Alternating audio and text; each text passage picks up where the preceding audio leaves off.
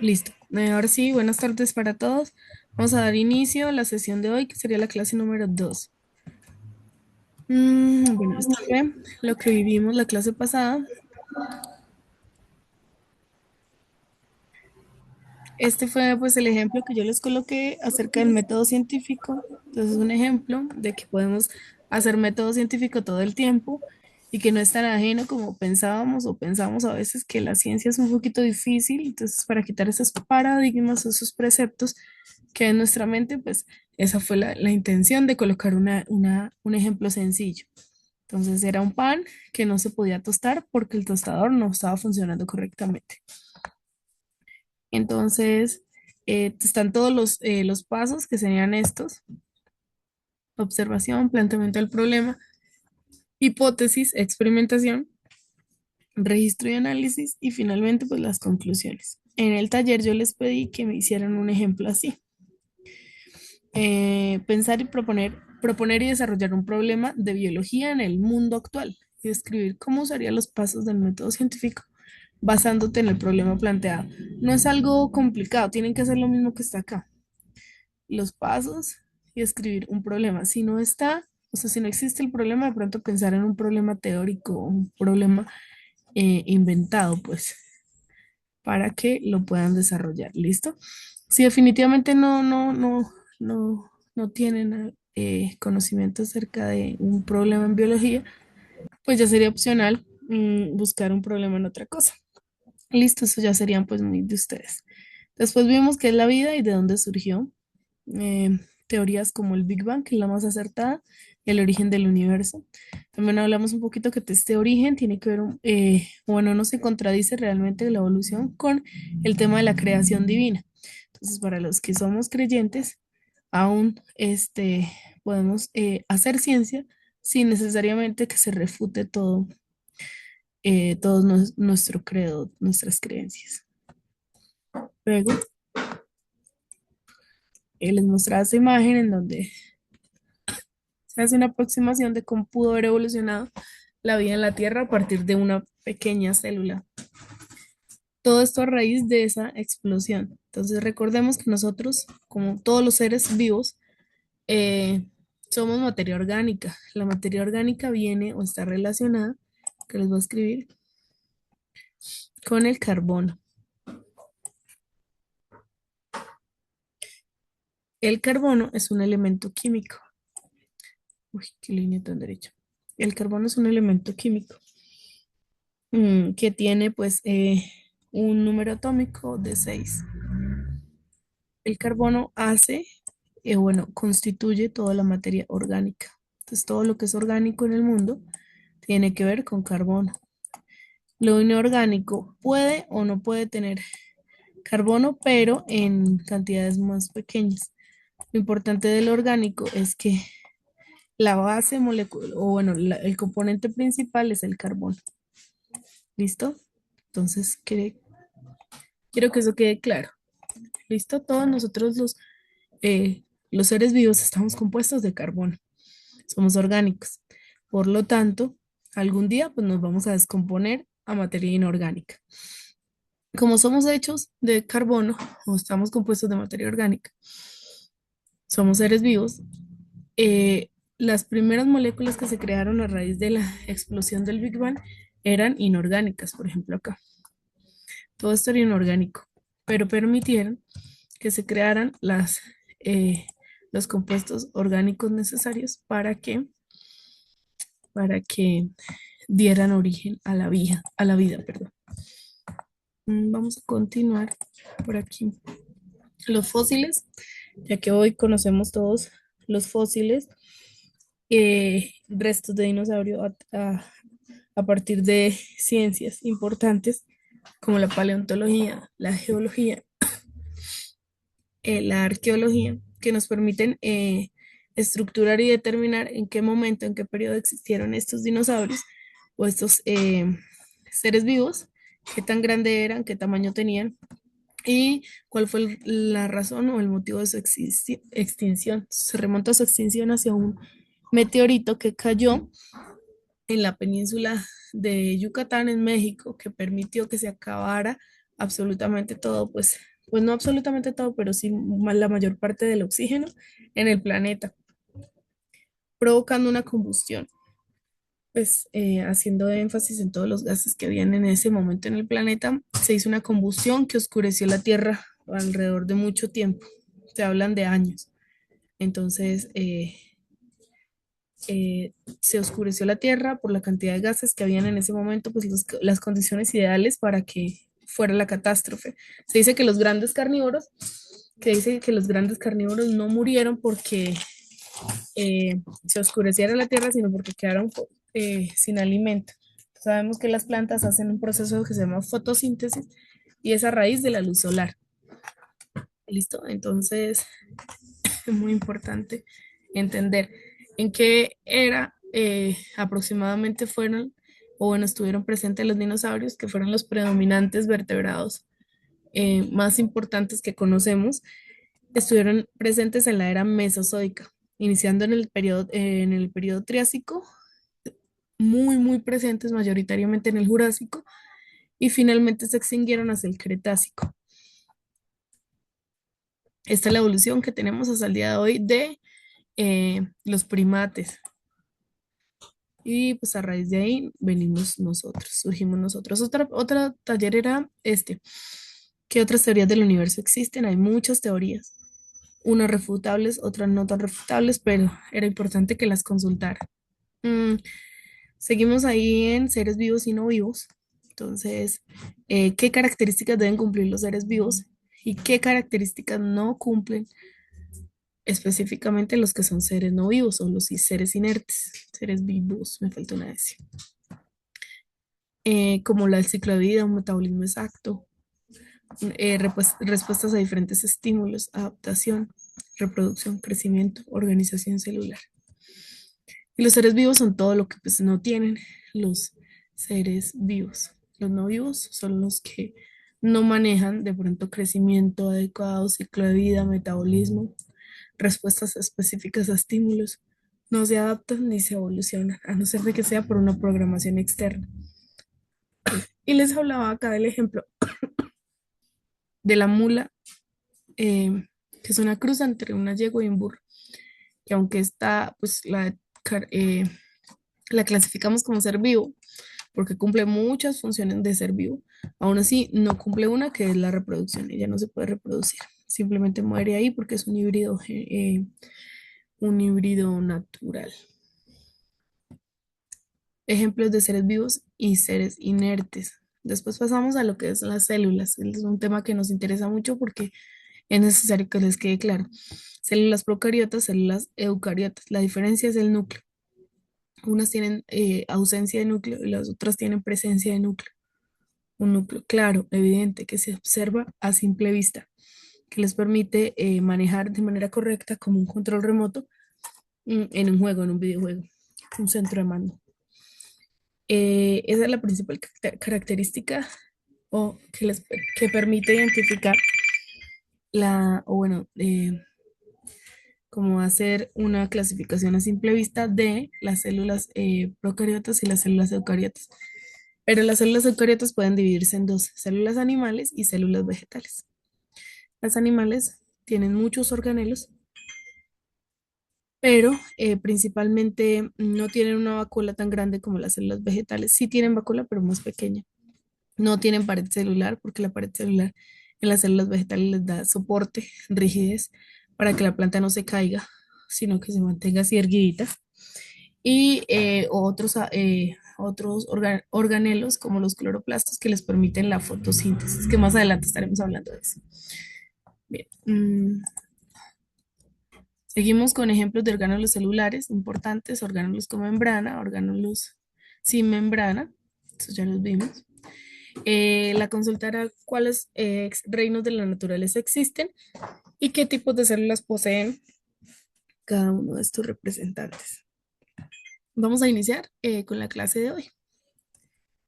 Entonces, el título de hoy son elementos y moléculas importantes para la biología. Entonces, vamos a abordar, ¿se acuerdan que les mencioné que nosotros, los seres vivos, somos o estamos hechos a partir de materia orgánica? Por eso nos descomponemos cuando nos morimos. pero esa materia orgánica está compuesta por materia inorgánica, ¿sí? Que le da vida o forman un complejo existente para que nos dé vida a nosotros. Entonces, muy importante. Vamos a comenzar desde los niveles más básicos, más sencillos, hasta los más complejos y más importantes. Listo. Empezamos con el primer concepto, que es un átomo. Un átomo es la unidad básica de la materia y es la partícula más pequeña de un elemento químico que conserva sus propiedades. Entonces, un átomo lo podemos encontrar eh, en cualquier espacio de la materia, sí, en cualquier lugar. Ahora, el siguiente concepto, estos tres conceptos se complementan cada uno y a veces da lugar a de pronto el desconocimiento, la mala interpretación y la confusión. Entonces, un átomo es pues, la unidad más chiquitica en la que se pueda presentar la materia orgánica, o bueno, no, perdón, la materia, y conserva siempre sus propiedades. Entonces, no se acuerdan si de pronto ustedes vieron, creo que acá más adelante les muestro un dibujo de un átomo. Luego sigue el concepto del elemento. El elemento son todos los que encontramos en la tabla periódica. Son sustancias para formar un solo tipo de átomo y siempre los elementos están en estado puro. O sea, no se han mezclado con ningún otro químico. Es decir, son una mezcla completamente pura, sin alterar. Ahora vamos con el concepto de compuestos. Un compuesto es una sustancia que se forma por la combinación química de dos o más elementos en proporciones definidas. Entonces acá, en la parte interna de la diapositiva, tengo dos ejemplos de elementos, uno y dos, y un ejemplo de un compuesto. Entonces en el compuesto que tenemos acá, la molécula de agua, H, ¿cuántos? Dos. ¿Cuántos hidrógenos tenemos? Uno, dos. Uno y dos. Dos hidrógenos, un solo oxígeno. El uno al oxígeno no se le coloca porque pues ahora entiende que contamos a partir de él. Un oxígeno, dos hidrógenos, H2O. Compuesto del agua formado por una molécula de tres átomos, en donde dos de ellos son de hidrógeno y uno es de oxígeno. En este caso tenemos el dioxígeno, que es el O2. El de oxígeno son dos moléculas de, de oxígeno. Por este caso tenemos el dihidrógeno, que es el ion de hidrógeno. Tenemos uno de hidrógeno, otro de hidrógeno, dos hidrógenos. ¿Listo? Esta composición se denomina molécula. ¿Listo? Molécula. Y acá, bueno, estos dos, como son del mismo elemento, el elemento es este, es el mismo elemento de la tabla periódica, se llaman elementos, ¿sí? En la misma molécula. En cambio, acá están conformadas por dos moléculas distintas, por lo tanto, se denominan compuestos. Listo. Continuamos.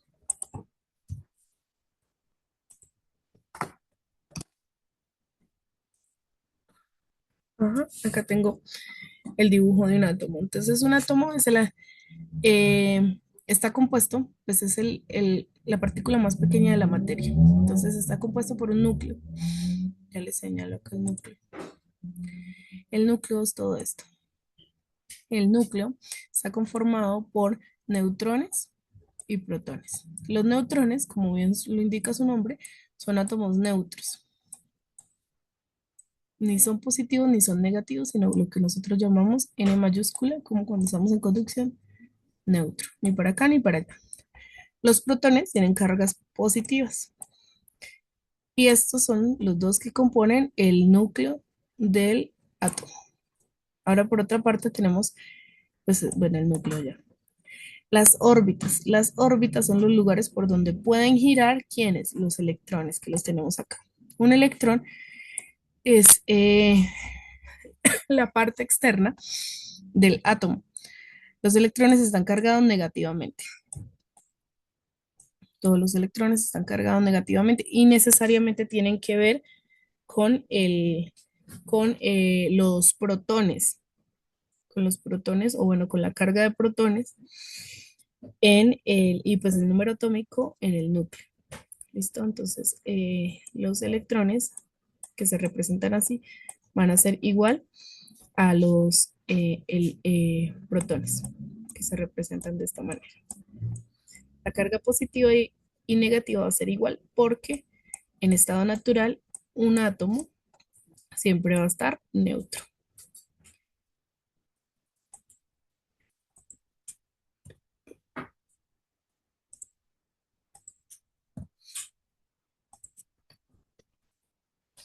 Ahora, los elementos. Cada elemento tiene un nombre y un símbolo único y se encuentran listados en la tabla periódica. En la tabla periódica encontramos todos los elementos que pueden dar lugar en la naturaleza. Esta tabla periódica, pues la consulta es que ustedes puedan revisarla. Y creo que más adelante aparece el taller, pero que ustedes la puedan revisar, saber de dónde llega o cómo llegaron los científicos a esta conclusión, por qué agruparon los elementos en un solo lugar, en un solo esquema, y por qué le colocaron tabla periódica a los elementos químicos. Mm, eh, Ejemplos de elementos de la tabla periódica está el sodio, el potasio, el calcio. Cada uno, ustedes van a mirar en la tabla periódica cuando la puedan pues, consultar, van a mirar que cada elemento va a tener un número atómico, la masa atómica, que es como el peso, cuánto ahí se encuentra, la electronegatividad, el símbolo químico, que es muy importante, y el nombre de cada elemento. Eso, pues en un futuro, si ustedes deciden presentar pruebas de ICFES, pruebas de estado, es necesario que se los aprendan. Entonces, taller punto número 1 para la clase de hoy, consulta la tabla periódica e identifica qué elementos conoces. Entonces, por ejemplo, yo les pregunto, si nosotros inhalamos ahorita y respiramos, ¿qué elemento estamos metiendo a nuestros pulmones?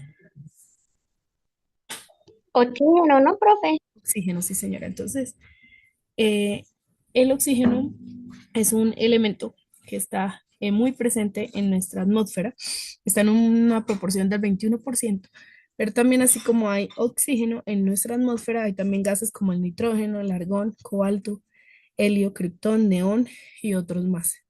Entonces, por favor, consulten la tabla periódica. Ahí no les coloqué, pero por favor, un poquito de historia, cómo surgió esta tabla periódica y qué elementos conoces. Entonces, es muy importante que revisen los símbolos y los nombres. ¿Para qué se crearon los símbolos? Bueno, realmente la historia es muy sencilla y es que en el mundo hay muchos idiomas, pero pues es más sencillo identificar algo que ya tenga un símbolo o un sistema por defecto para su nombre. Por lo tanto, en español y en inglés van a ser lo mismo. Por ejemplo, el helio, H-E, helio, en inglés y en español van a ser lo mismo. Entonces es más fácil aprender por el sistema de nomenclatura que por el nombre. Pues esto debido a las traducciones, ¿no? Ahora finalmente, pues lo que estaba ahí en esa primera diapositiva son los compuestos. Los compuestos son pues la formación a raíz de la agrupación de varias moléculas, átomos, en un solo lugar. Entonces, por ejemplo, acá tenemos un ion de cloro, tenemos de hidrógeno, entonces cloruro de hidrógeno. Por este lado también tenemos dos de hidrógeno, uno de oxígeno. Aquí tenemos carbono, oxígeno e hidrógeno. Pero miremos que solamente pues nos dicen esto, ¿no? Pero miremos que tiene más oxígeno por aquí, más oxígeno por acá, más oxígeno acá, más oxígeno acá, más oxígeno acá. Y carbonos tiene uno, 2, 3, 4, 5, 6. Una molécula de 6 carbonos. La vamos a ir nombrando así químicamente. 6 carbonos, uno, 2, 3, 4, 5, 6 oxígenos, oxígeno 6. Hidrógeno tiene uno, 2, 3, 4, 5, 6, 7, 8, 9, 10, 11. 11 por este lado, ¿no? Lo que se logra apreciar. Pero igual, pues en química, esto debe balancearse. 11, ¿no? Para que queden y pues verse desde todos sus ángulos. Para que quede correctamente equilibrada, químicamente, sí, equitativamente.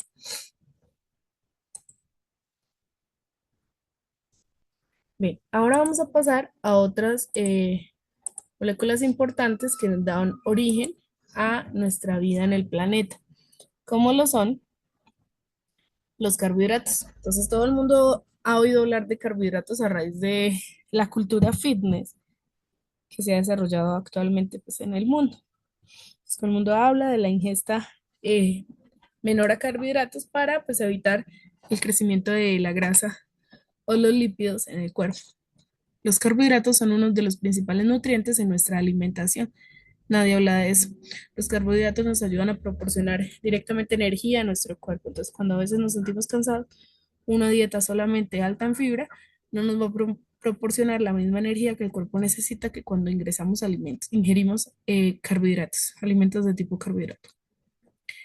Se pueden presentar o encontrar en tres formas principales, como lo son los azúcares, los almidones y la fibra. Los carbohidratos pueden ser simples o complejos. Los simples pues son azúcares y se encuentran pues azúcares naturales, ¿no? Porque el azúcar que ya está procesada, que está industrialmente, bueno, industrializada o químicamente conformada, pues son azúcares que dañan mucho más al cuerpo. Los azúcares simples o carbohidratos simples se encuentran directamente en las frutas, la leche, azúcares añadidos que sean naturales, como por ejemplo la sacarosa, la glucosa, la fructosa que hay en estos son azúcares en los alimentos naturales, por ejemplo, en las frutas. Finalmente, los carbohidratos también pueden ser complejos, como el almidón, que se encuentra principalmente en granos, en vegetales y en legumbres.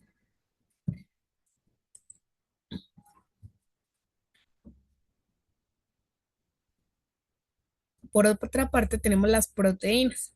Pues, todo el mundo habla de querer comer proteínas, pero ¿qué son realmente las proteínas? Las proteínas son moléculas grandes y complejas. Entonces, las proteínas son interacciones bastante complejas entre moléculas que le dan vida pues a nuestro organismo. Por eso es tan importante consumir proteínas, pues para tener más reserva de proteínas en nuestro organismo, en nuestro cuerpo. Estas moléculas grandes y complejas cumplen muchas funciones importantes en nosotros. Mm, Además, son vitales para la mayoría de los trabajos que realizan las células y muy necesarios para mantener la estructura, la función, la parte de regulación de los tejidos y órganos del cuerpo. Se constituyen por cadenas largas de aminoácidos que a la su vez se unen a través de enlaces peptídicos. Entonces, son moléculas complejas de aminoácidos. Ya vamos a ver qué son los aminoácidos esenciales y a través de enlaces peptídicos se van uniendo.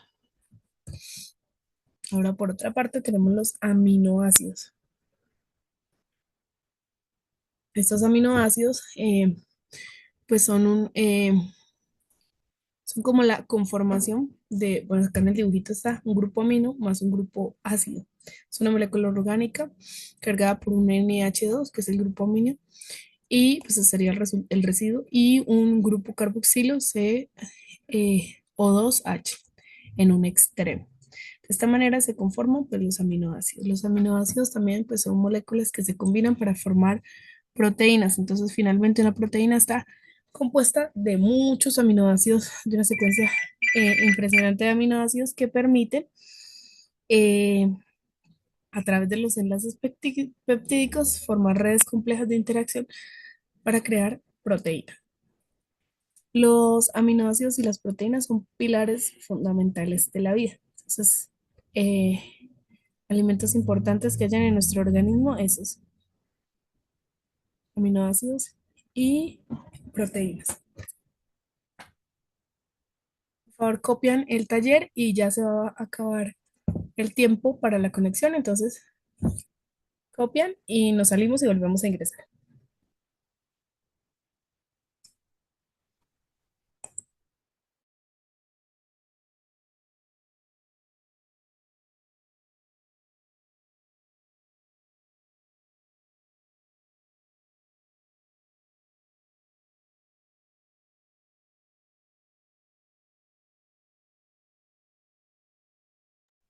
Esta parte del taller nos invita a consultar acerca de cuántos aminoácidos existen en el mundo y cuáles son pues, importantes para nuestro organismo. Además, el nombre, cómo se llama cada uno. Entonces, por favor, abandonamos la clase y ya volvemos a ingresar a través del mismo link.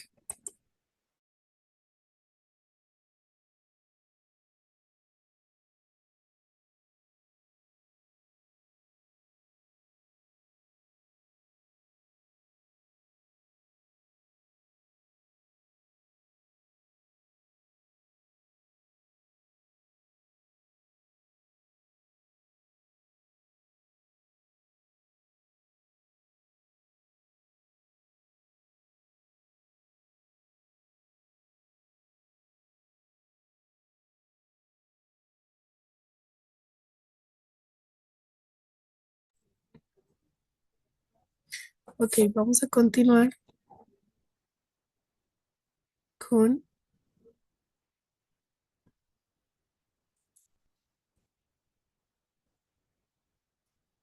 los lípidos.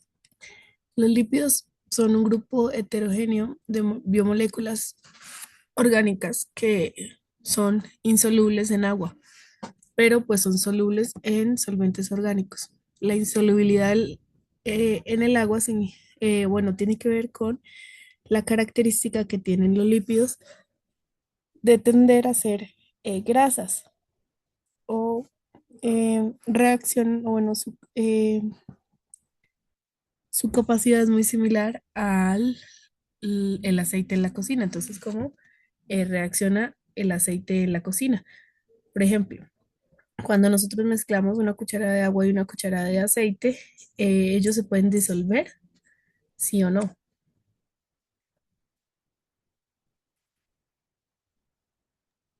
¿Pregunta? Sí, es una pregunta. No. Ah, no, No no. se pueden disolver. Entonces se observan dos fases eh, en las que así usted pues lo agite o lo mezcle mucho, nunca va a poder obtener una sola fase o como pues un solo lugar en donde realmente se vea mezclado. Entonces, por ejemplo, tenemos acá un vasito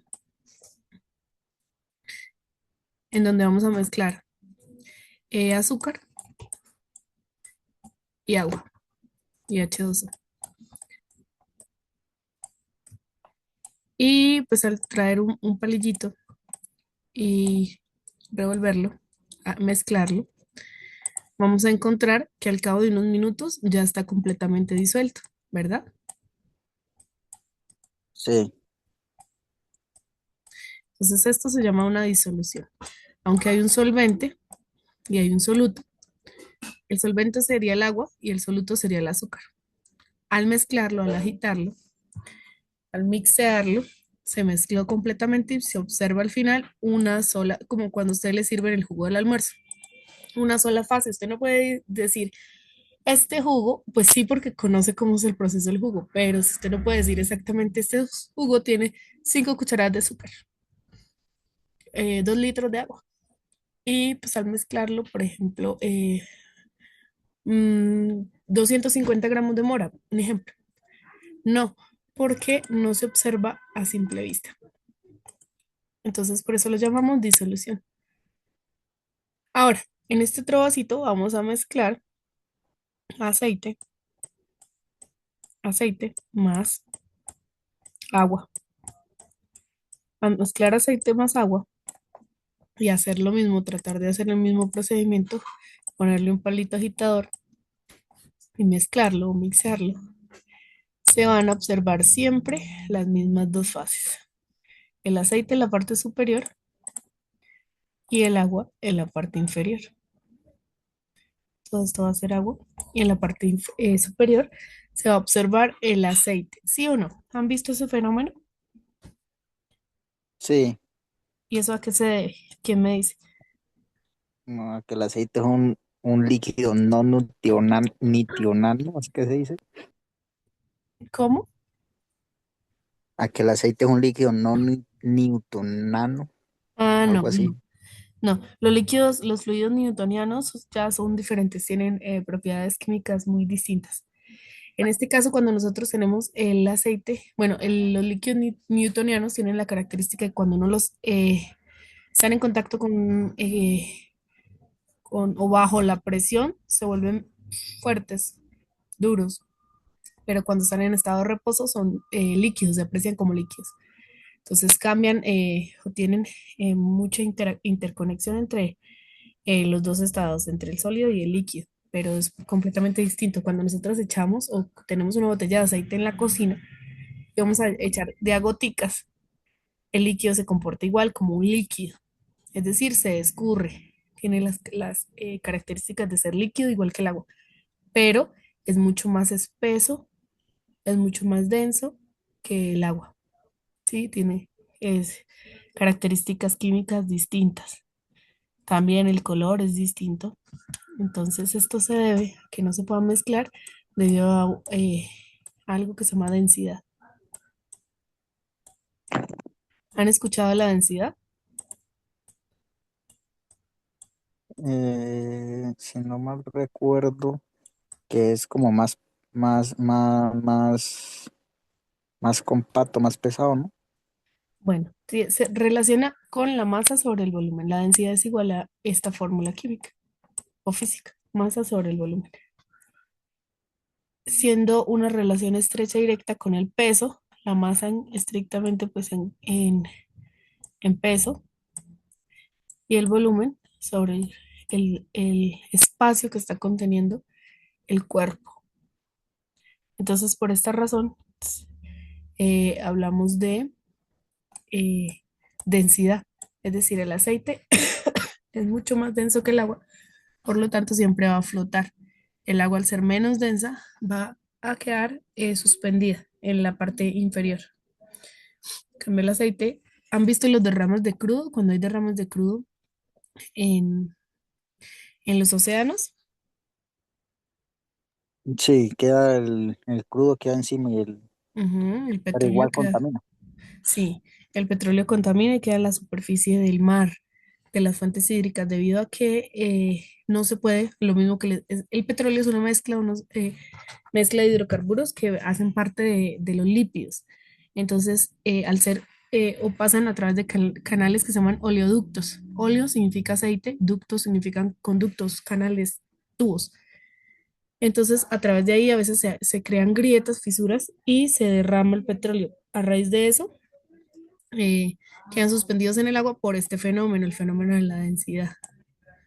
Este caso particular ocurre. Entonces, como es más denso el aceite que el agua, entonces va a quedar en la superficie y es mucho más fácil controlar, pues para las empresas, por ejemplo, Ecopetrol, controlar un derrame de crudo, ya que él tiene esas características especiales. ¿Se imaginan donde tuviera una densidad inferior o bueno, una densidad inferior, no, una densidad que fuera muy particular o muy similar al agua y se disolviera en el agua? Sería muy difícil detectarlo y causaría fenómenos como la bioacumulación o la biomagnificación. Es decir, va quedando en los organismos que lo van consumiendo y va alterando pues a otros consumidores de la cadena trófica, por razón de la que las empresas multinacionales que trabajan con petróleo, con la extracción de crudo, trabajan en mitigar este tipo de daños, este tipo de contaminantes a través de técnicas especializadas y manejo de equipo, pero pues son costosos, son en costo-beneficio, pues son muy difíciles de soportar. Por esta razón, muchos de los biólogos se han encargado de como tratar de determinar, especializar y tecnificar algunos métodos, como por ejemplo la bioremediación. La bioremediación trata de, a través de los organismos vivos, de todos los seres vivos, buscar qué grupo, qué organismo vivo puede tratar de arreglar, por eso se llama remediación, a través de de la vida, qué organismo puede tratar de arreglar o mitigar el daño que se causó. Entonces, hoy día existen bacterias que comen petróleo que necesariamente pues no coman petróleo directamente, pero pues han sido modificadas para que lo hagan a una mayor cantidad. Es un método mucho más económico porque las bacterias pues no cuestan tanto, no tienen necesidad de infraestructura y pues su alimentación sería a la base del petróleo, pero también pues hablamos nuevamente de los fenómenos de la biomagnificación y la acumulación de todos estos residuos contaminantes en los lípidos, porque los lípidos son los que se encargan de, los lípidos del cuerpo, son los que se encargan de absorber estos desastres y no los degradan fácilmente, ya que, vuelvo y menciono, la eh, insolubilidad pues no los deja hacerlo. ¿Listo? Entonces, es un problema visto pues desde muchos, desde diferentes puntos, pero pues la naturaleza es tratar de remediarlos. Por eso pues se habla del método científico y por eso pues quise que en el taller anterior pudieran desarrollar su carácter analítico y un poquito del criticismo que deben tener ustedes para ser parte pues de la sociedad, porque no todo en la vida se trata de que nos den las soluciones y ya esté todo listo, sino que también tratar como de entrenar la mente para ver qué problemas a futuro nosotros podemos solucionar, cómo los vamos a hacer, mediante qué técnicas, ¿sí? Pero siempre todo esto a través de procedimientos sistemáticos, que esté todo organizado y no simplemente porque pues se nos ocurrió y porque sí, porque esa es la respuesta que a veces nos dan muchos. No, ¿por qué está haciendo eso? No, porque sí, o porque se me ocurrió y ya, algo no, sino algo más, que tenga bases mucho más sólidas. Vamos a seguir. Espero que los lípidos hayan quedado claros. Eh, Desempeñan funciones cruciales en los organismos vivos como el almacenamiento de energía, formación de membranas celulares y producción de hormonas. Otra cosa muy importante en el metabolismo humano. Entonces resulta que nosotros, todo lo que comemos, no solo nosotros, pero pues vamos a hablar de los animales. Nosotros, todo lo que comemos lo convertimos, o nuestro cuerpo lo convierte en reservas de energía, de nutrientes. Resulta que cuando nosotros nos ejercitamos, llevamos una vida que no sea sedentaria, sedentaria es estar sentados, estar quietos todo el tiempo o mucho tiempo, y no quemamos esa energía, nuestro cuerpo toda esa energía la deposita y la convierte en lípidos. Los lípidos son grasas, acuérdense. Entonces, por eso es que aumentamos de peso. Por eso es que el nivel de actividad física tiene que o está directamente relacionada con eh, la grasa o el aumento corporal de grasa en nuestro cuerpo. Listo, todavía eso. Por eso los médicos nos recomiendan coma y levántese, haga alguna actividad, no se esté mucho tiempo sentado. Si tiene que estarse sentada por mucho más de 2 horas, por favor levántese, haga pausas activas, no solamente para que se regule su metabolismo, sino para que pues, tenga mejor salud a futuro y pues estéticamente se vea mejor. ¿Hasta ahí vamos claros? Ok, sí. ¿Sí? ¿Hay alguna pregunta que tengan ustedes para hacer? ¿Alguna duda de los talleres, de algo que no entiendan?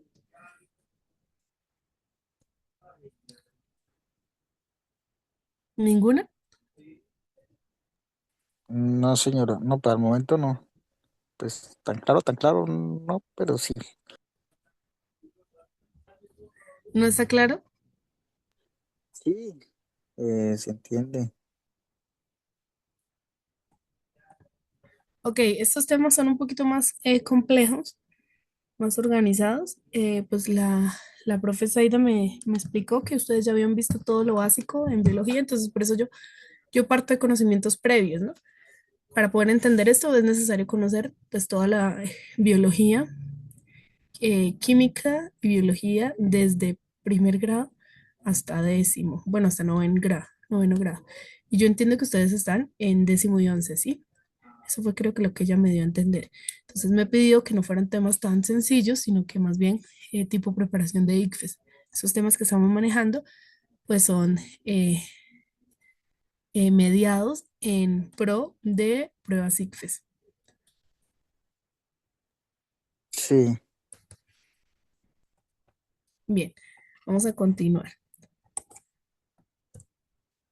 Ahora, Vamos a ir a otras moléculas muy importantes que hacen parte o que son la base fundamental de nuestra vida. So, hablamos de los ácidos, perdón, nucleicos. Los ácidos nucleicos son grandes polímeros que se forman a partir de la repetición de nucleótidos. Estos nucleótidos se van uniendo a través de enlaces fosfodiéster, o sea, con fósforo y dos enlaces éster. Se forman en cadenas muy largas. Algunas de estas moléculas de ácidos nucleicos alcanzan tamaños gigantescos de millones de nucleótidos encadenados. En este caso, en nuestro organismo existen dos tipos de ácidos nucleicos. ¿Cuáles son? ADN y ARN. Muy bien, ajá. ADN y Eh, ARN. ¿Alguien sabe qué significan esas dos siglas? pues el que normalmente yo conozco es que el ADN es la sangre. El ARN no lo tengo claro. Bien. El ADN está en la sangre. Bueno, sí. ¿Se acuerdan que yo les hablé que las células animales, bueno, no solo, no, perdón, las células animales no, las células eucariotas y no solamente existen las células eucariotas, sino que las células eucariotas está en el núcleo organizado, o sea, está perfectamente ordenadito. El ADN es el ácido desoxirribonucleico, un nombre bastante largo, pero que define lo que es la molécula de ácido nucleico que nos permite heredar, es decir, que nos va a permitir tener una herencia genética. A través de esta molécula vamos a compartir a nuestros hijos y nuestros padres compartieron a nosotros todas las características de la información genética. En esta molécula se van a guardar todas esas a través de estos complejos enlaces y uniones de estos ácidos, bueno, de estos nucleótidos que forman los ácidos nucleicos. ¿Listo? Existen dos moléculas principales, o bueno, dos muy importantes que participan en los procesos naturales de nuestro cuerpo, como lo son el ADN, que es el ácido desoxirribonucleico, y el ARN, que es el ácido ribonucleico. Este está desoxigenado y este está normalito, por eso es desoxi. ¿Listo? En el ADN tenemos los nucleótidos base que permiten la formación de adenina, guanina, citosina y timina. Estas son las bases nitrogenadas por excelencia que nos permiten hacer todos los procesos celulares con normalidad.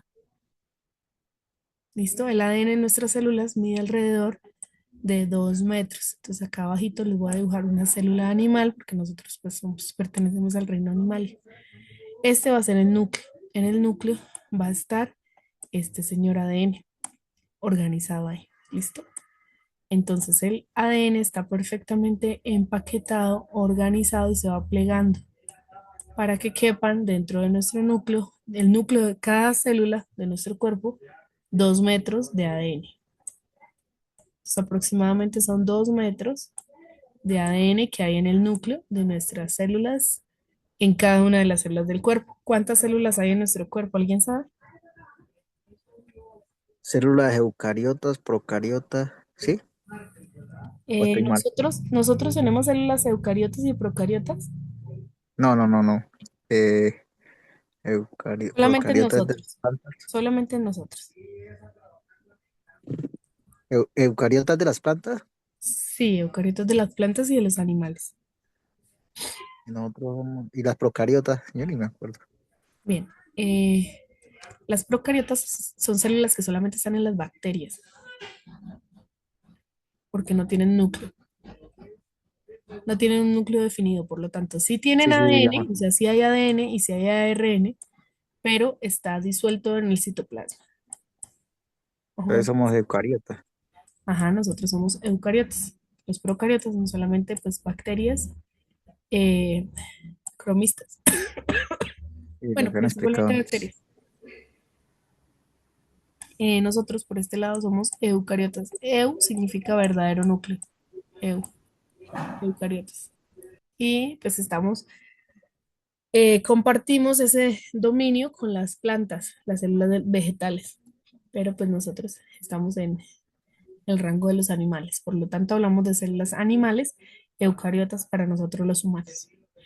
Dentro de esas células eucariotas que tienen verdadero núcleo se encuentran esos, por cada célula del cuerpo, 2 metros de ADN, que es la cadena principal para la vida, la cadena de la herencia genética. ¿Cuántas células más o menos, quién da un aproximado o qué saben de las células en el cuerpo? Profesor, más o menos como millones o billones, más o menos. Ujú. Sí, ajá. Hay datos que registran que hay entre 36 billones de células, más o menos. Entonces, pues son muchas células para, o cómo, o para qué. Entonces tenemos células adiposas, que son las que se encargan de guardar todas las reservas de grasa en nuestro cuerpo. Tenemos células nerviosas para nuestro sistema nervioso. Todos nuestros sistemas se organizan a través de células. O bueno, tienen una organización específica para tener allí como su desglose en células. Tenemos células óseas, que son las células de los huesos. Tenemos células sanguíneas. ¿Cómo se llaman las células sanguíneas? Glóbulos rojos, ¿no, profe? Ajá, ¿O muy qué? bien. Glóbulos rojos, que son los mismos eritrocitos. Muy bien. Las células epiteliales, que serían las células de la piel. Tenemos células musculares, células de los músculos. Tenemos células secretoras. Tenemos células de cartílagos, entre muchos otros tipos de células que hay en nuestro cuerpo que nos permiten funcionar de manera correcta.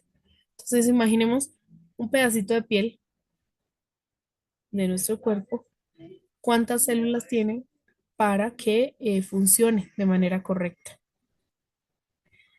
¿Listo? Los ácidos nucleicos son las moléculas que contienen la información genética. Toda esa información que dirige, controla la síntesis de proteínas de un organismo. También existe otra molécula de ácidos nucleicos que se llama ARN, que es perdón, ácido ribonucleico. Está compuesta por adenina, guanina, citosina, y ya no va a tener timina, sino esta base va a cambiar por uracilo. ¿Cuáles son las diferencias entre el ADN y el ARN? A simple vista, ustedes pueden observar que el ADN tiene dos cadenas, ¿verdad? Es una doble cadena, el ADN es una doble cadena. Ustedes ven que ella se va a ir súper enrollando como cuando ustedes tienen, bueno, ustedes han visto o vieron, ustedes son jovencitos, me imagino, pero ustedes vieron antes que se utilizaban en las casas esos teléfonos de llamadas locales que tenían ese cable enrollado, ¿sí o no? Sí, el que O esas estira. moñitas que salen ahorita en el mercado para las chicas que son así como el cable enrollado al teléfono de las nonas hace muchos años. Parecido así se pliega el ADN, pero entonces pues es mucho más compacto y es mucho más plano que permite que quepa perfectamente. Ese proceso se llama empaquetamiento del ADN. El ADN es como si tuviéramos un collar con dos cadenas, lo plegamos y lo empezamos a enrollar. Ese esmerilado, bueno, cuando se va girando y provoca ese efecto 3D al girar la cadena, eso es lo que, bueno, de esa manera es como la forma más sencilla de explicar cómo sería la molécula del ADN. Por otro lado, el ARN tiene una sola cadena. ¿Qué otra diferencia hay entre el ADN y el ARN? La timina y la uracilo. Ajá, muy bien. La timina cambia por uracilo. En el ARN, en la transcripción no va a haber timina, sino ya va a estar presente el uracilo. O sea, la base nitrogenada de timina ya no existe en el ARN al hacerse la copia, perdón, el proceso de transcripción, sino que va a ir directamente uracilo. Entonces se van a reemplazar. Si ustedes pueden ver acá en la estructura, esto es como un rompecabezas, esta partecita. La adenina se va a unir perfectamente con la otra base nitrogenada, lo mismo la guanina, lo mismo la citosina y la timina. Es como si fuera completando un rompecabezas. Ustedes han visto que al tratar de encajar un puzzle o un rompecabezas, necesitamos que las fichas sean correctas, ¿verdad? Porque de lo contrario tenemos que forzarlas y posteriormente se dañan o se desordena todo el tablero del juego que estamos realizando o dañamos la ficha. ¿Sí o no?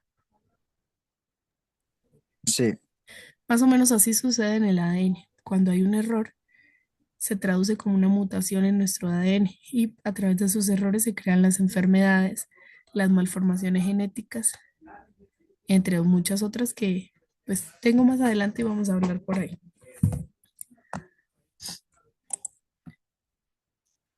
Mm, ok. Ahora los nucleótidos. Los nucleótidos también hacen parte pues del ADN y del ARN. Estaban formados por un grupo fosfato, por un azúcar pentosa y por una base nitrogenada que tiene un grupo amino. Los nucleótidos son las bases que componen los ácidos nucleicos como pues el ADN y el ARN.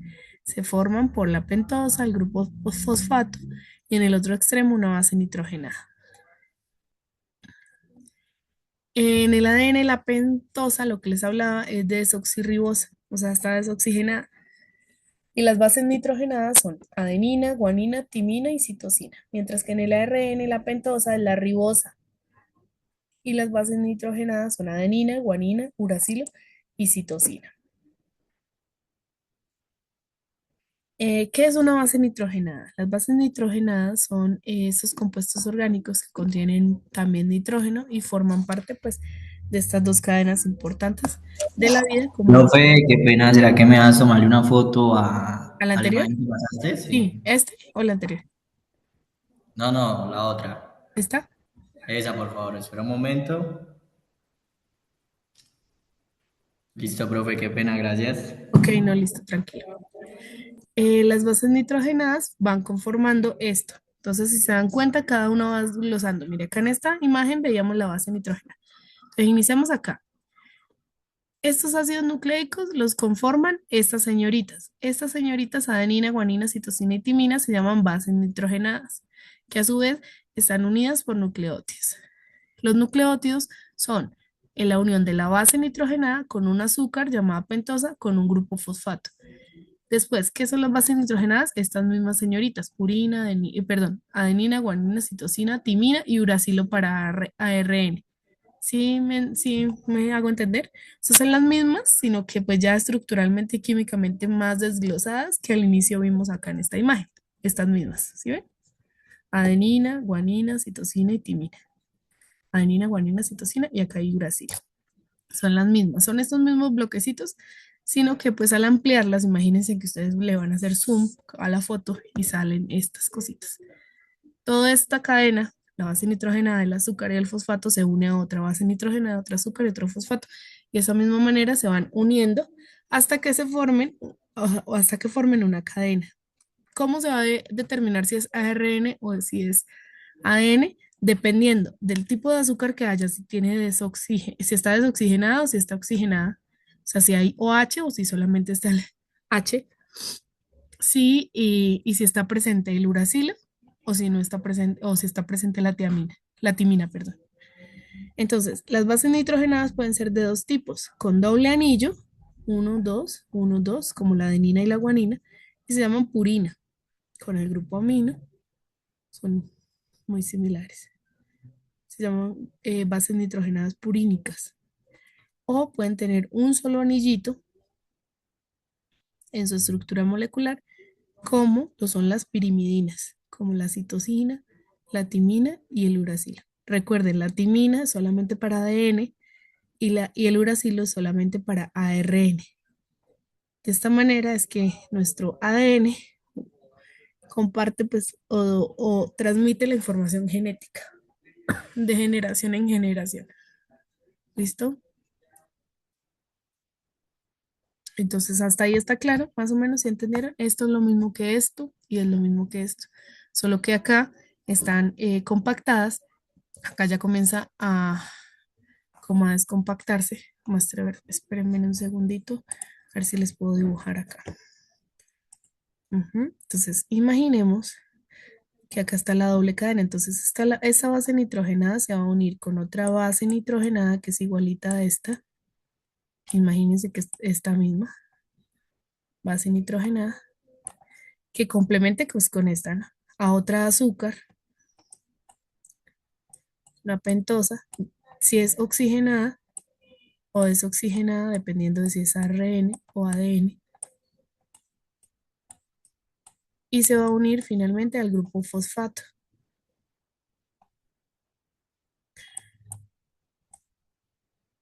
Listo. Al grupo fosfato, ¿listo? Entonces así y más acá va a haber otra y van a ir hasta que logren conformar eh, esto, esto. Entonces, cada eslabón es este.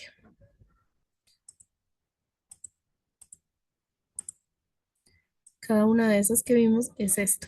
Por ejemplo, esta que les acabo de dibujar, la unión de esta con esta sería esto. Una base nitrogenada más un fosfato más una pentosa. Y con otra. Una base nitrogenada más un fosfato más una pentosa. ¿Listo? Que se complementen. Es decir, cada una vaya con cada una. No pueden ir al azar porque eso va a crear mutaciones. La diferencia sería que en el ARN solamente se va a ver formada una sola cadena. En cambio aquí vamos a observar una cadena por este lado y otra cadena por aquí, como un collarcito. Listo. Entonces esto es lo mismo que acá. Y finalmente acá pues vemos lo mismo, es como ampliando la imagen, como a detalle. Las purinas, que son estas que tienen doble anillo, uno, dos, y las pirimidinas que siendo tienen un anillo. Esta para ADN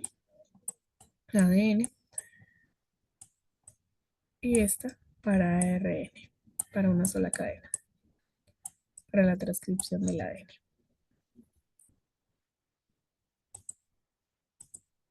Listo. Seguimos avanzando. Ya pasamos un poquito lo complejo que era eso, tratar como de explicarles eso. Me hizo falta, creo, bueno, sí. Las vitaminas. Las vitaminas son compuestos orgánicos esenciales. Esa es otra molécula importante para nuestras vidas. Ya que pues debido a un buen consumo de vitaminas vamos a tener una excelente salud. Las vitaminas se obtienen de la dieta o de los suplementos. Entonces hay personas que prefieren comer o tener una alimentación saludable comiendo pues muy variadito, incluyendo pues el pescado, que a veces no es tan accesible para nosotros y para nuestro bolsillo como por ejemplo en regiones costeras. Pero eh, sí es necesario tener una dieta bastante variada para recibir todos los tipos de vitaminas y nutrientes que necesita nuestro cuerpo para subsistir. Eso está muy ligado a los aminoácidos que ustedes tienen que consultar. ¿Listo? Las sustancias desempeñan, o bueno, estas sustancias como las vitaminas desempeñan roles muy importantes, cruciales para el funcionamiento del cuerpo, incluyendo pues el metabolismo, o sea, que nuestro cuerpo se regule correctamente, la inmunidad, que es el que no permita que nos enfermemos tan frecuentemente, la visión, la buena salud de nuestros ojos, la salud ósea, que está muy ligada a la vitamina D, y la protección contra enfermedades. Esto también adherido a una buena exposición al sol, que sea frecuente, pero no sea tan, tan exagerada, que nos permita pues, desarrollar algún tipo de cáncer de piel, pero sí que nos permita fijar de manera correcta la vitamina D. La vitamina D es la, acuérdense de mí cuando les digo vitamina D del sol. Es la vitamina que nos permite fijar el calcio en nuestros huesos. ¿Listo? Entonces, una vitamina muy importante que se consigue a través de los alimentos o si no, simplemente pues la otra opción es comprar en la farmacia los suplementos dietarios.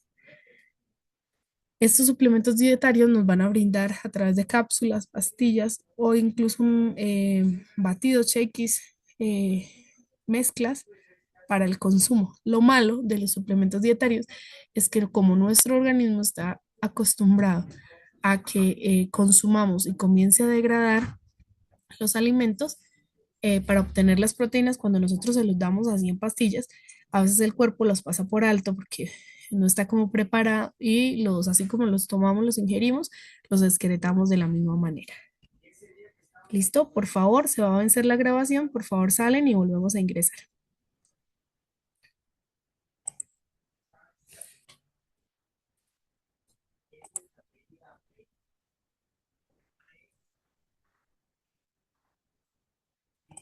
Ahí estamos mirando taller, sí. Listo, entonces nos hizo falta, antes de ir a las vitaminas, nos hizo falta pues, este punto del taller, entonces por favor lo copiamos. Consultar qué es el ADN y por qué es importante.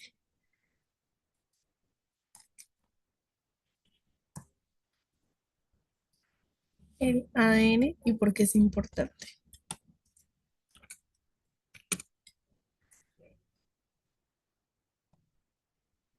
Listo, avanzamos. Acá estamos mirando las vitaminas. Bueno, las vitaminas pueden ser liposolubles o hidrosolubles, es decir, solubles en lípidos como en grasas e hidrosolubles como solubles en agua. Hidro significa agua, lipo significa lípidos o grasas. Y la solubilidad tiene que ver con eh, las mezclas. El dibujito que les hice hace rato. Si se pueden mezclar a la perfección y solamente se puede apreciar una sola fase en la mezcla, o si se aprecian varias fases y no se puede integrar bien la solución. Seguidamente tenemos otro taller, taller número 4. Consulta qué vitaminas son importantes en la salud humana y escribe qué función desempeña.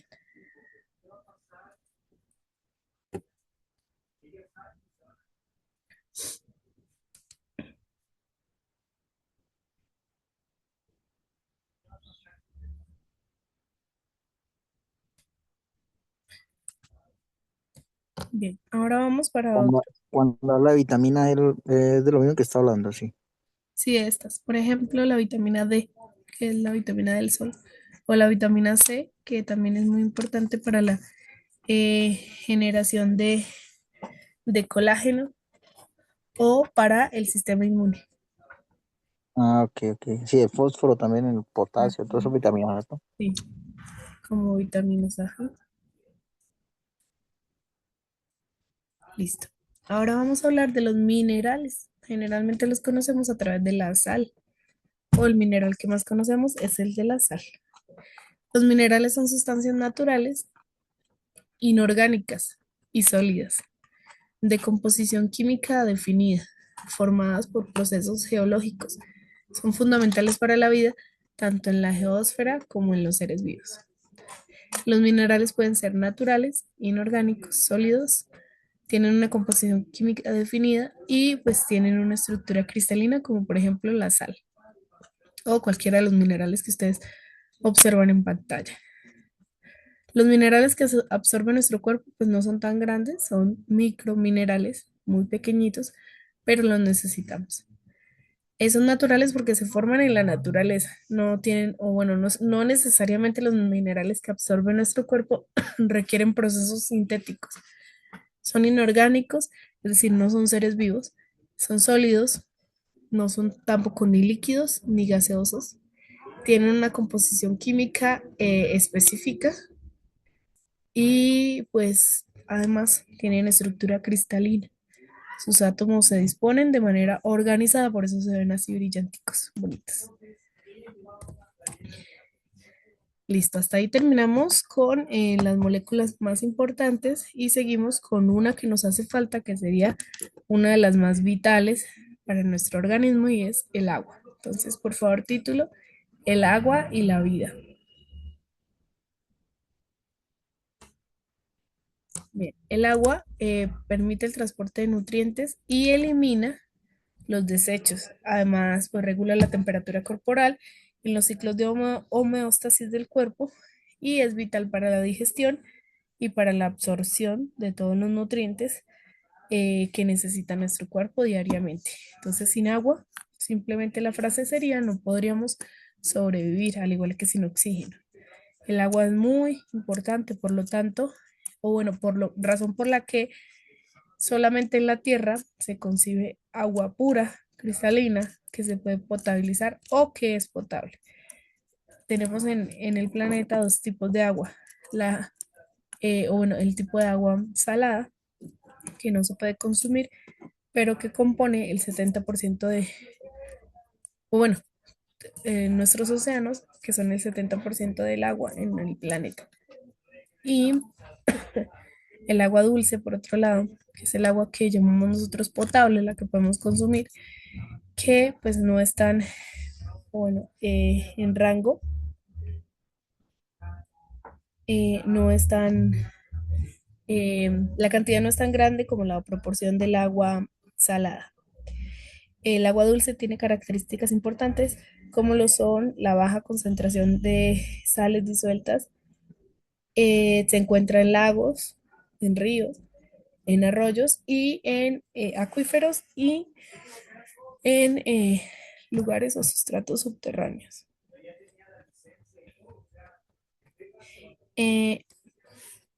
Cierro otra vez, ¿no? Aproximadamente el 2,5% del agua de la tierra es agua dulce.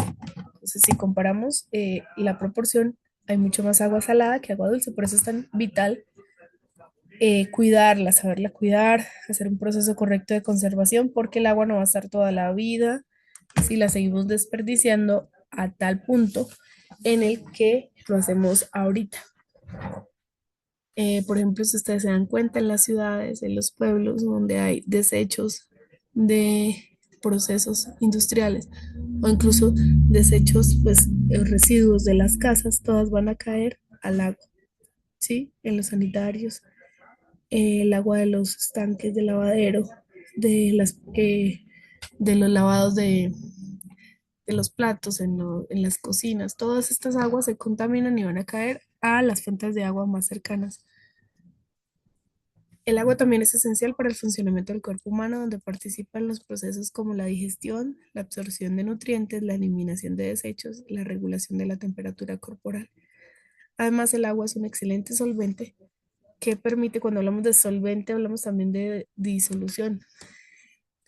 Un solvente, bueno, es el solvente principal o el solvente universal, que permite que los nutrientes y las sustancias se disuelvan y se transporten a través de la sangre hacia las células.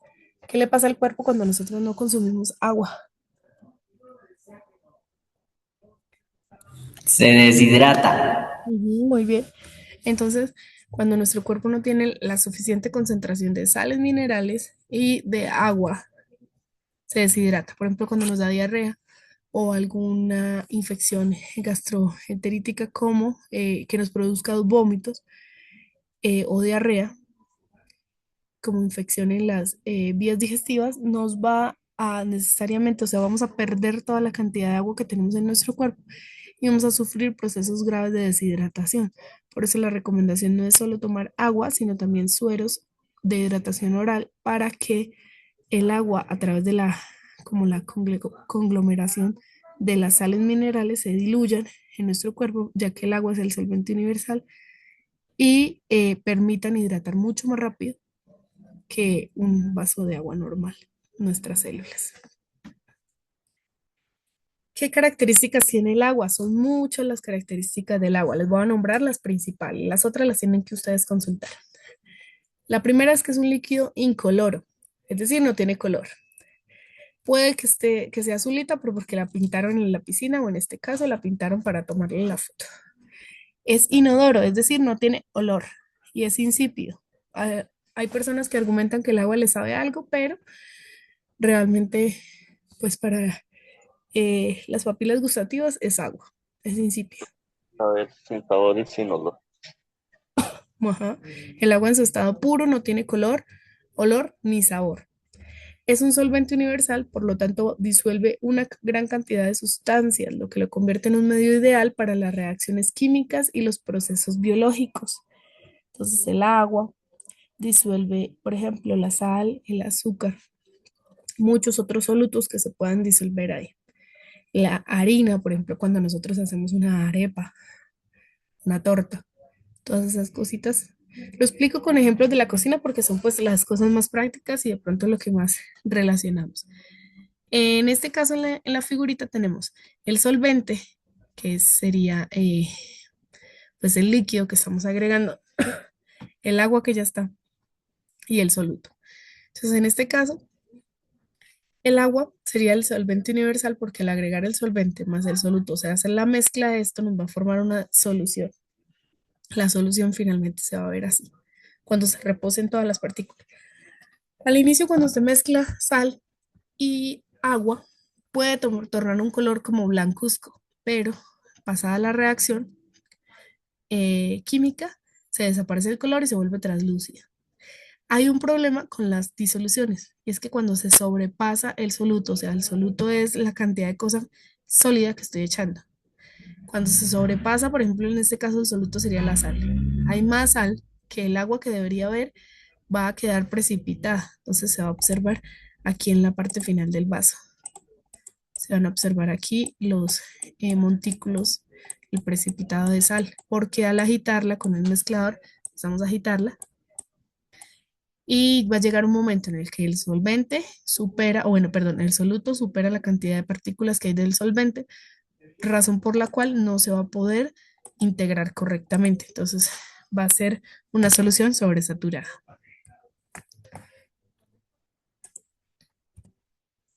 Por favor, copiemos taller número 5. ¿Cuáles son los estados principales del agua y qué características tiene cada uno?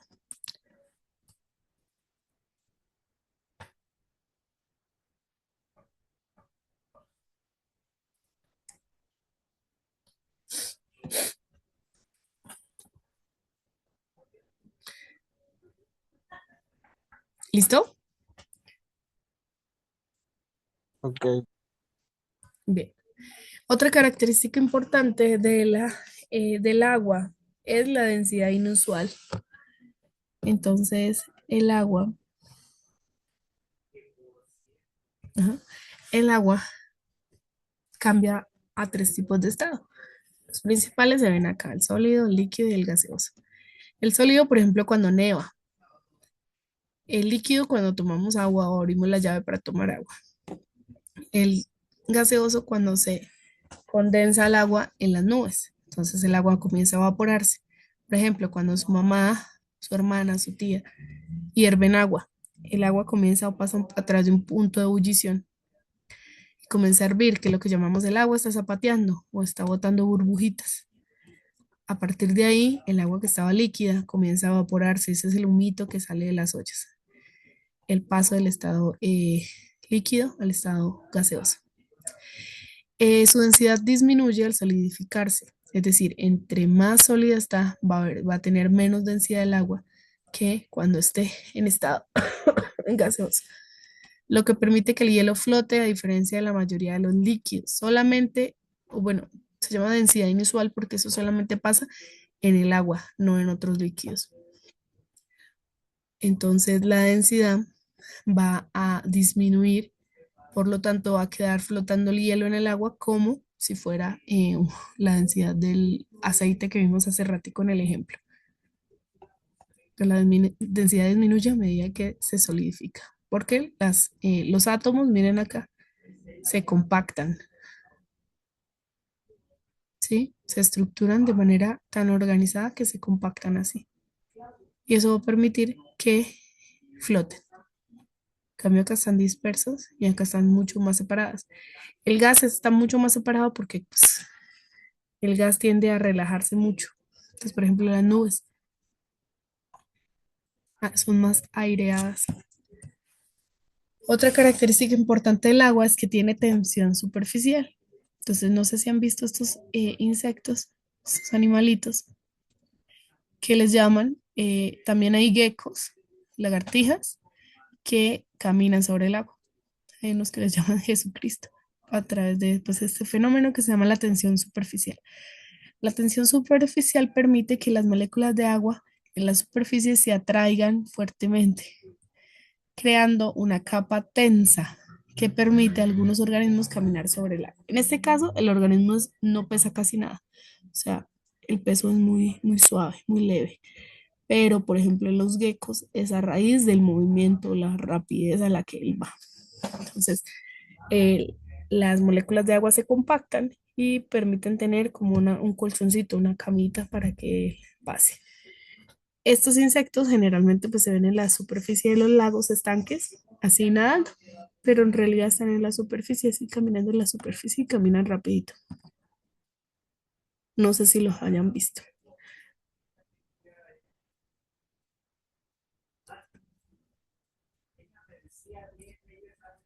Bien, otra característica es que tienen un alto punto de fusión y de ebullición. Bueno, tiene, porque estamos hablando del agua.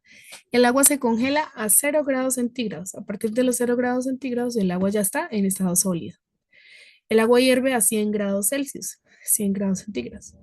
Entonces está en líquido, abrimos la llave, llenamos el agua, perdón, la olla de agua y está en estado líquido. ¿Listo? En el momento en el que comienza a hervir este fenómeno que se llama las burbujitas en el agua, comienza ahí a revolcarse, a zapatear, que pues algunas personas llaman. Este fenómeno es la vaporización o el punto de ebullición que van a tener los líquidos.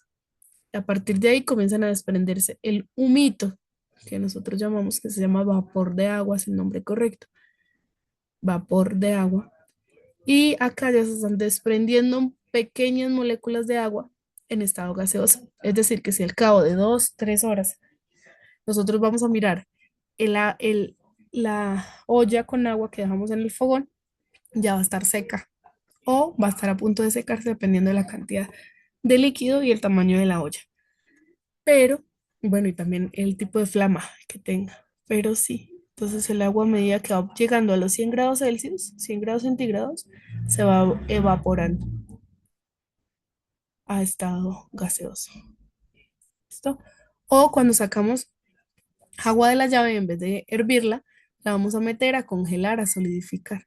Ese proceso se llama solidificación y abrimos el agua de la llave, llenamos la cubeta de hielo, abrimos la puerta de la nevera, al refrigerador y metemos la cubeta de hielo. Al cabo de 1, 2 horas, dependiendo de la cantidad o la magnitud que tenga su refrigerador, van a estar los cubitos de hielo sólidos.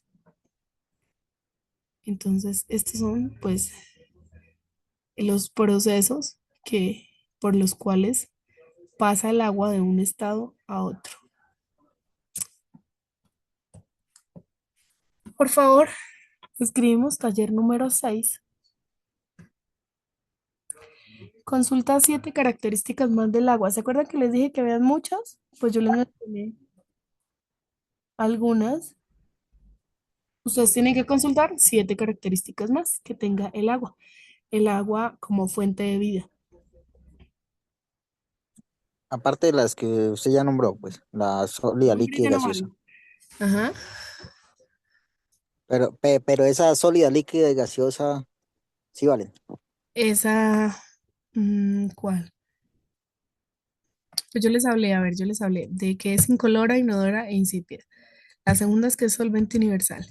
La tercera es que tiene densidad inusual. La cuarta, que se puede dar la tensión superficial. La quinta es que tiene alto punto de fusión y de ebullición. O sea, se puede congelar y hervir a altos grados. Y a partir de ahí, pues ustedes tienen que consultar 7 más. Aparte de todas esas que nombró, Sí, aparte de eso. joda, sí hay más. Sí, sí hay más. Son varias. Ok. Listo. Eh, y taller número 7, que sería el último para terminar. Existen 6 procesos en los cambios de estado. ¿Cuáles son? Y describa qué pasa en cada uno de ellos. Entonces, si quieren que les sople la respuesta, está aquí, en esta imagen. Estos son los procesos cuando hay cambio de estado. Pero pues ustedes tienen que explicarlos, describirlos.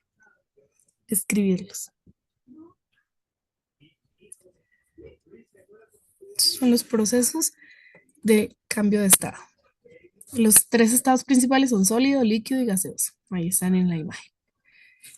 Listo, creo que... Ah, pues acá. No, pero yo creo que ya no alcanzamos. ¿O alcanzamos a ver otra más? Son las... Sí, sí, alcanzamos a ver otra más. ¿Ya la copiaron? Sí, sí. Bien, este es otro temita. Importante también. Dentro de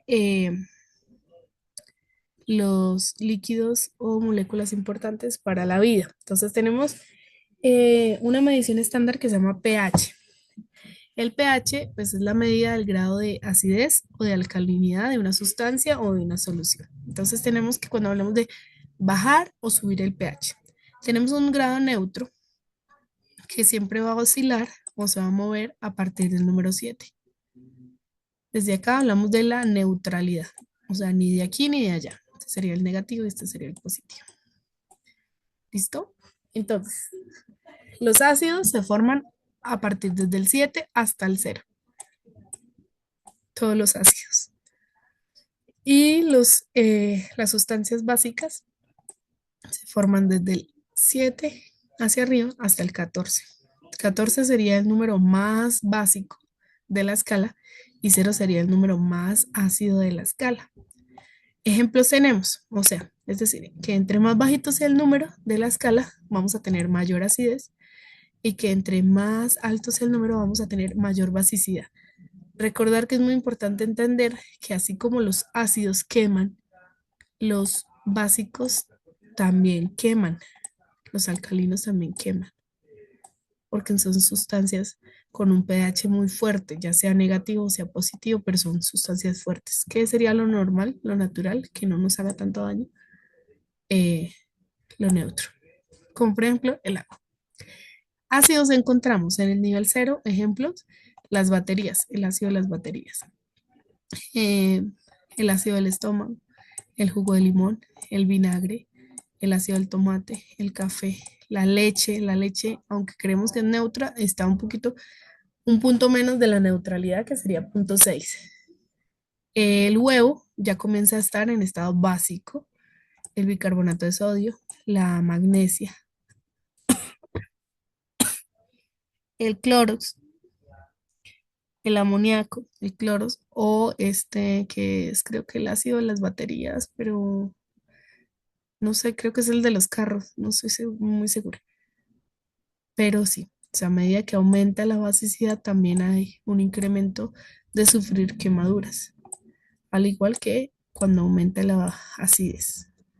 ¿Listo? Entonces el pH es esa medida estándar que nos permite medir qué tanto, qué tan ácido o básica puede ser una sustancia, si es neutra para el ser humano o si es muy ácida para él. Creo que sí. Entonces, ese pH se transfiere o se transforma, se entiende, a través de la concentración de los iones hidrógenos. Acuérdense que el hidrógeno es un elemento químico. Los iones hidrógenos, o sea, los hidrógenos positivos, que se encuentran en una solución. En los ácidos vamos a mirar la mayor concentración de iones de hidrógeno que el agua pura. Y en los básicos vamos a mirar la menor cantidad de iones hidrógeno que el agua pura. Entonces todo se compara a raíz del agua, que sería pues la neutralidad de la escala. Entonces esta es una pregunta para resolver en el taller. Por favor la copian. Ahí solamente tienen que marcar A, B, C o D.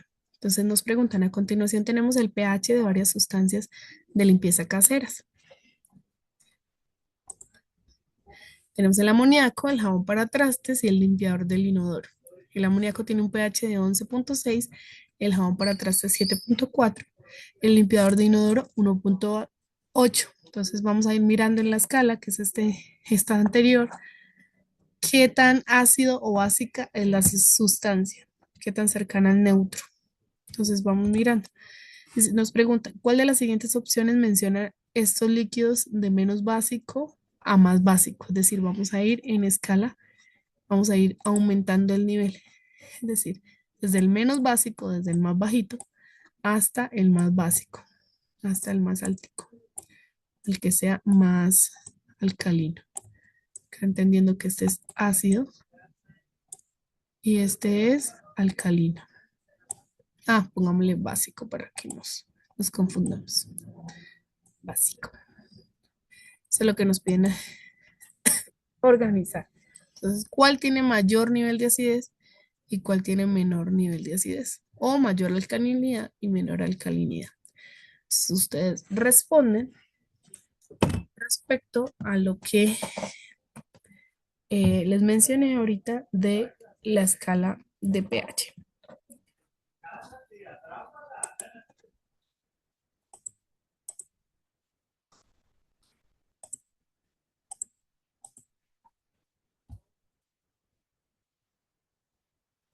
Bien, vamos con otra, creo que les tengo otra de estas. Ajá, acá hay otra segunda pregunta que sería, ¿cuál de las siguientes sustancias está más cercana de ser neutra? Entonces, la lejía, que está en 12.6, o el jugo de limón, que está en 2. También está la sangre y el polvo de hornear. El polvo de hornear está en 9 y la sangre en 7.3. Esos son los puntos en la escala de pH, es decir, los iones hidrógenos en la escala de pH. Entonces, ¿cuál está más cercano de ser neutro? O sea, ¿cuál está más cerca de la neutralidad? La sangre. Ajá, por favor responden y escriben por qué.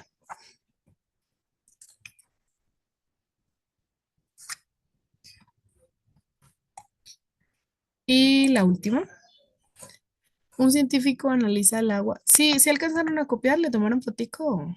Sí están copiando, ¿sí? Sí, Bien, pues yo ya copié. listo. Vamos con la última. Dice, un científico analiza el agua de un estanque local y encuentra que tiene un pH de 7.9. Ah, bueno, ustedes han oído acerca del pH, ustedes han oído en ejemplos así particulares la alcalinidad o acidez del suelo, de los suelos para las siembras de los cultivos.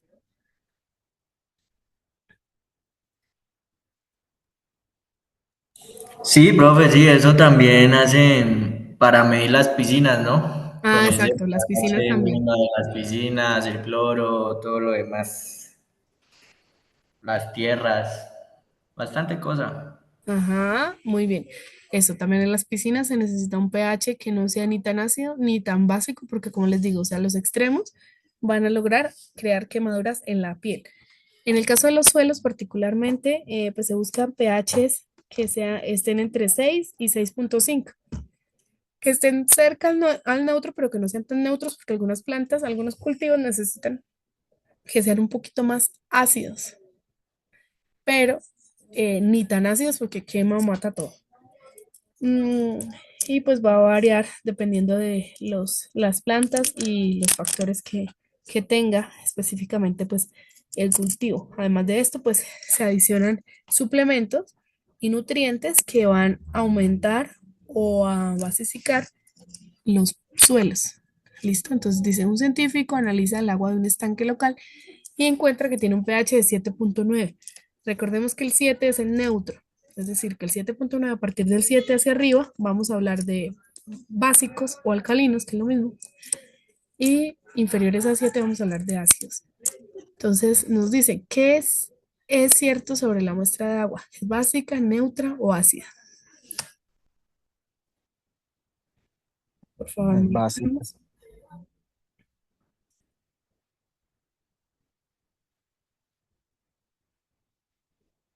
Y escribimos por qué. Por favor, justifiquen la respuesta para pues saber por qué le eligieron y no porque sí. Ok, pues. Listo. Y último puntico, ya para finalizar la clase. ¿Qué sucede al mezclar vinagre con bicarbonato? Entonces, me lo van a explicar desde el punto de vista de la reacción química y me lo van a explicar desde el punto de vista del pH. Si es básico, si es ácido, por qué es básico, por qué es ácido, por qué es neutro. ¿Quién es ácido, quién es básico, quién es neutro? ¿Y qué pasa al mezclarlos, al juntarlos? Muchos de los remedios caseros que existen en nuestras casas hablan de mezclar vinagre con bicarbonato, pero ustedes van a averiguar qué pasa y por qué. Y en la siguiente clase que tengamos, pues vamos a iniciar debatiendo esta pregunta. A ver qué consultar. ¿Listo? Ok. Entonces, para finalizar la clase, por favor me dicen si tienen alguna pregunta, duda, sugerencia, reclamo. Mm, no, al momento no. Ya a la hora de responder es que surge la duda. Ok, pido disculpas porque pues tengo una afección respiratoria que me impide de pronto hablar así muy recorrido, entonces hago pausas y tos, tengo bastante tos. Entonces, que discúlpenme, espero para la próxima clase ya estar mejor. Ah, ok, profe, igual entendimos. Bien. Ok. Buenas tardes, chicos, que estén muy bien. Nos vemos en una siguiente oportunidad. So, profe, que Hasta tenga luego. buena tarde, noche, días. Vamos para la próxima, sí, señora. Feliz tarde, Dios les bendiga.